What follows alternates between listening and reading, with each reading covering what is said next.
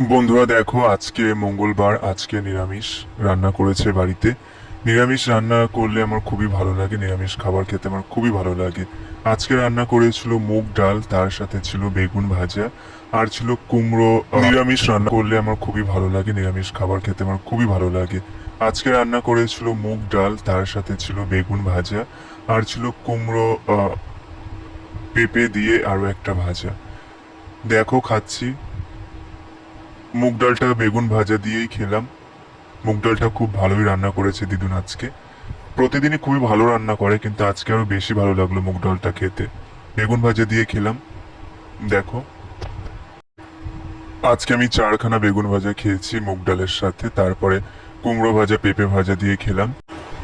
কুমড়ো ভাজা পেঁপে ভাজাটাও খেতে খুব ভালো হয়েছিল আজকে। সব খাবারগুলোই খেতে খুব ভালো হয়েছে। দেখা হচ্ছে পরে আর একটা খাবার ভিডিওতে।